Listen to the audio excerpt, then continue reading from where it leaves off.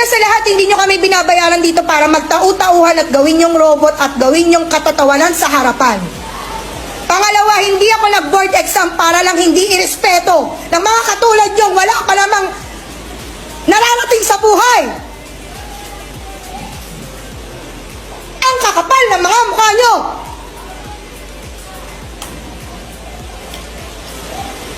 Di nyo nga kaya buhayin yung mga sarili nyo? Di kayo marunong rumispeto?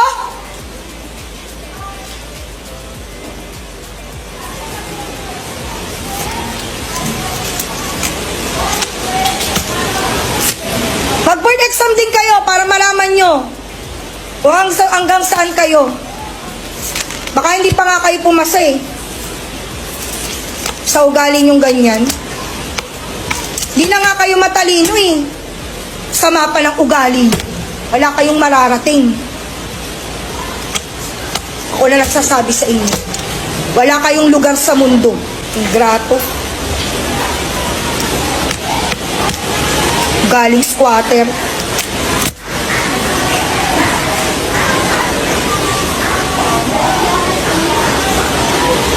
Nang mararating sa buhay. So yun mga boss, yan nga ang pahayag ni DepEd Secretary BP Inday Sara Duterte tungkol nga sa viral na guro. Naintindihan umano ni BP Inday Sara ang sentimento o naging reaksyon ng gurong pinangaralan ang kanyang mga estudyante habang naka-live. Anya, tao din lang ang guro na naging emosyonal sa harap ng kanyang mga estudyante. Payo ni BP Inday Sara na kapag galit na ang isang guro, dapat itigil muna niya ang kanyang klase hanggang siya ay kalmado na bago magpatuloy sa kanyang tungkulin. So wala ngang ipinataw na parusa ni si BP Inday dito nga sa viral na guro. So para sa inyo mga boss, tama ba ang ginawa ni BP Inday Sara or dapat na magkaroon ng parusa itong viral na guro na naka-live sa TikTok mga boss? So panood nyo na yung viral teacher na nag-live, na meron ng live sa TikTok. Ano muna yung nag-reaction na napanood nyo? And anong paliwanag sa inyo ng teacher? Ang una kong naging reaction is tao lang. Yung teacher, lahat tayo umaabot sa punto na nagagalit tayo, lalo pag napafrustrate tayo.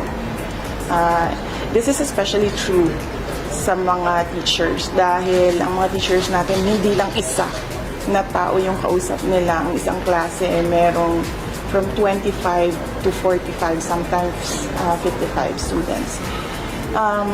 Nakita ko yung explanation niya and then sinabihan ko ang regional office natin na there will be no penalties for the teacher. Just to remind the teacher that if she is angry, she has to pause, itigil mo na yung klase, and when she's not angry anymore, saka siya mag-klase ulit. So, there's a need to pause kapag galit yung teacher. So, yun lang yung sinabi ko na i-remind doon sa teacher. Bakit po walang penalty na?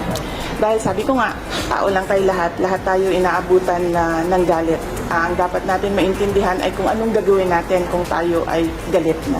And that is why pinasabihan ko yung teacher, tumigil muna siya kapag galit na siya. Pag hindi na siya galit, saka siya mag-klase. Ang policy po ba? Bakit daw pinag-live pa yung pagpapaligid sa mga bata? Ano pong social media rules po man ng Policy ba ang Ang sabi niya, hindi niya alam na online siya. Pero ang sabi daw po, nakaharap sa kanya mismo yung camera. Yes, opo. Oo. Hindi niya alam na naka-online siya.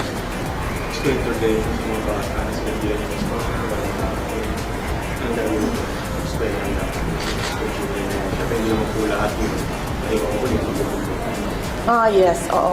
Meron naman tayong psychological, psychosocial support sa ating mga teachers.